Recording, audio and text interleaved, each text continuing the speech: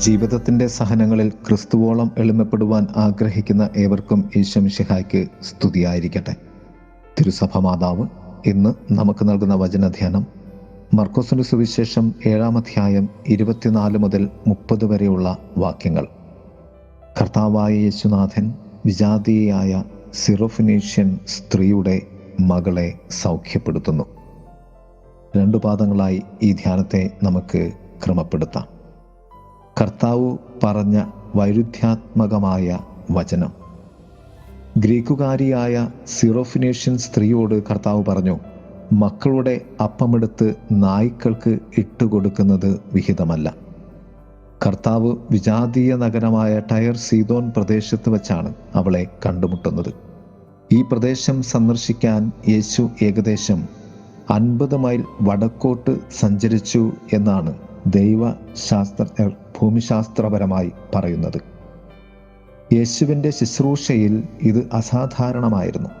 കാരണം അവൻ്റെ ശ്രദ്ധ ഇസ്രായേലിലെ നഷ്ടപ്പെട്ടു പോയ ആടുകളിലായിരുന്നു എന്ന് മത്തായി സുവിശേഷം 15-ാം അധ്യായം 24-ാം വാക്യത്തിൽ കർത്താവ് നമ്മോട് പറയുന്നുണ്ട്.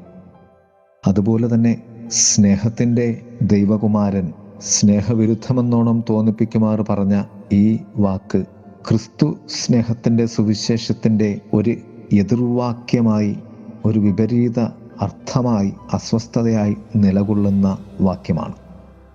എന്താണ് യേശുനാഥൻ ഇതുകൊണ്ട് അർത്ഥമാക്കുന്നത്?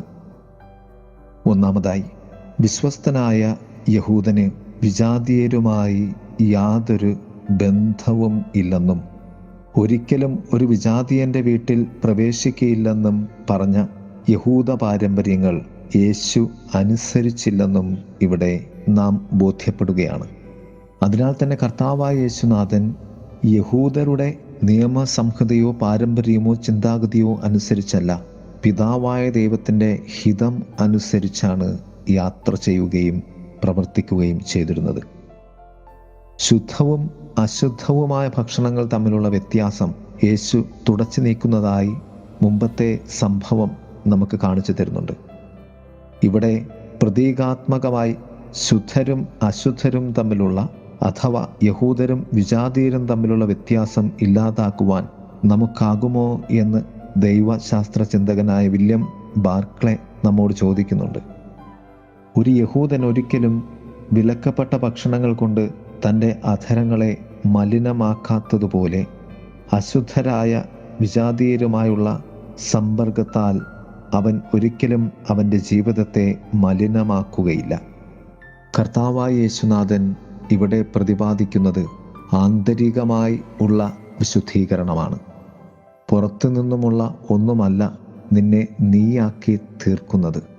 അതിനാൽ തന്നെ കർത്താവ് അവളോട് പറഞ്ഞ ആ വാക്യങ്ങളിലായിരുന്നില്ല കർത്താവിന് അവളോടുള്ള സ്നേഹവും നീതിയും അടങ്ങിയിരുന്നത്. ക്രിസ്തു അവളെക്കുറിച്ച് യഥാർത്ഥത്തിൽ കണ്ടത്, ചിന്തിച്ചത് ലോകം കേട്ടില്ല, കണ്ടതുമില്ല. 2, യേശുവിൻ്റെ പ്രതികരണത്തിലെ സത്യം. യഹൂദർ എത്രത്തോളം നിന്ദ്യമായ രീതിയിൽ വിജാതീയരെ കണ്ടിരുന്നു എന്നതിൻ്റെ വാക്കുകളാണ് ക്രിസ്തു പറഞ്ഞ നായ്ക്കൾ എന്ന പദം. ഗ്രീക്കുകാർ നായ എന്ന വാക്കിൻ്റെ അർത്ഥം ലജ്ജയില്ലാത്ത, കൊള്ളരുതാത്ത സ്ത്രീ എന്നാണ് എപ്പോഴും ചിത്രീകരിച്ചിരുന്നത്.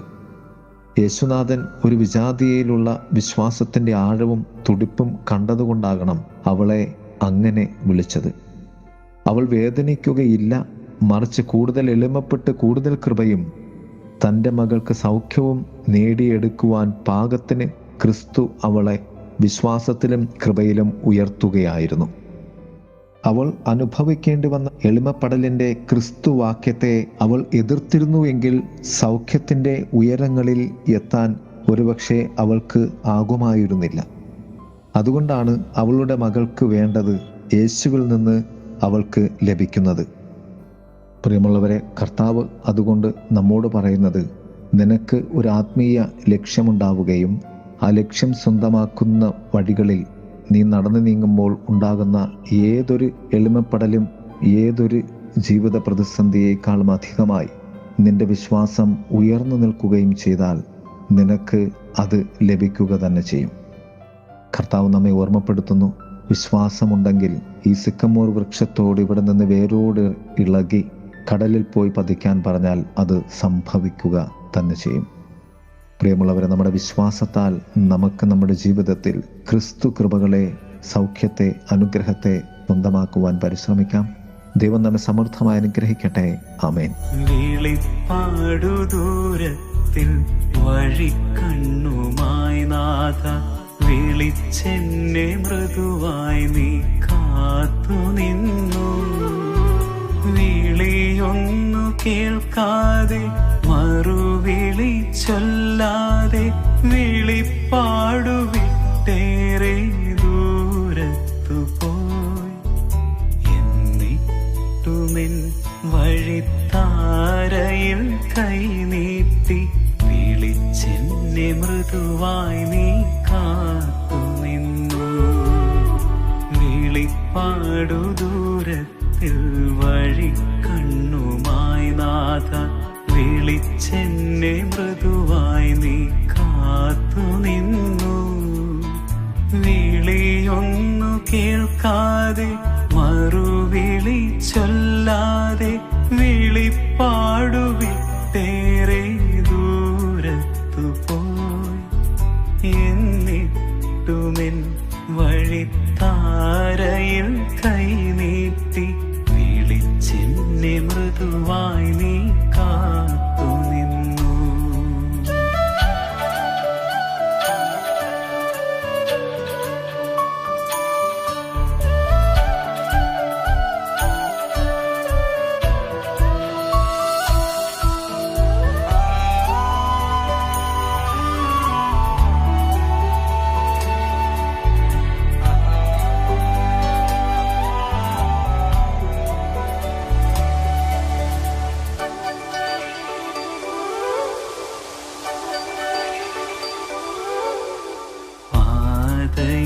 പാതേയം വചനങ്ങളെല്ലാമേ പാതയോരത്തെങ്ങോ കളഞ്ഞുപോയി.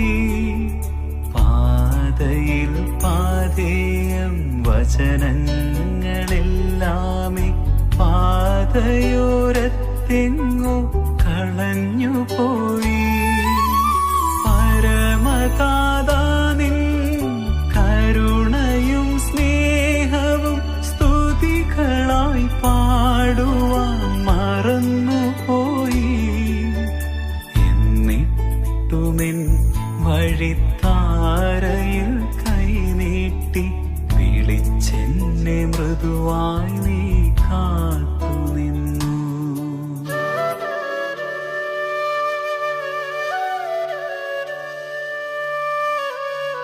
വിളിപ്പാടു ദൂരത്തിൽ വഴിക്കണ്ണുമായി നാഥ, വിളിച്ചെന്നെ മൃദുവായി നീ കാത്തു നിന്നു.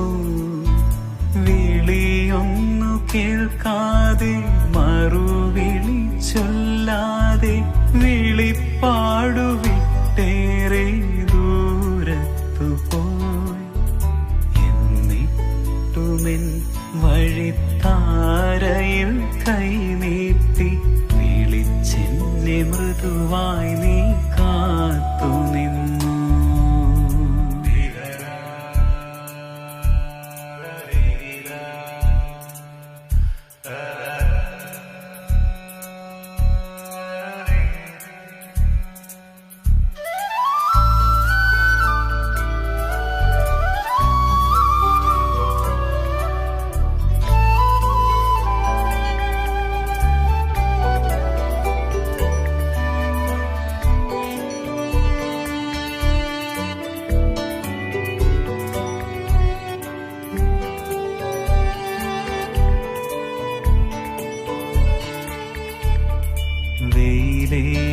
വെയിലേറ്റുവാടാതെ വഴിവക്കിൽ നീ തീർത്ത ശീതളഛായയിൽ ഇരുന്നതില്ല. വെയിലേറ്റുവാടാതെ വഴിവക്കിൽ നീ തീർത്ത ശീതളഛായയിൽ ഇരുന്നതില്ല. വഴിത്താര വഴി കാത്ത ദൈവമേ, വൈകി ഞാനേറെ മടങ്ങിയെത്താൻ. എന്നിട്ടുമെൻ വഴിത്താരയിൽ കൈനീട്ടി വിളിച്ചെന്നെ മൃദുവായി നീ കാത്തുനിന്നു.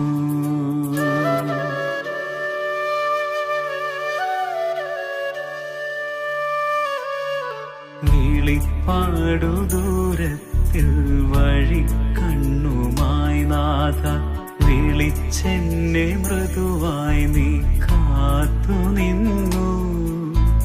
വിളിയൊന്നു കേൾക്കാതെ മറുവിളി ചൊല്ലാതെ വിളിപ്പാടുവിട്ടേറെ ദൂരത്തു പോയി.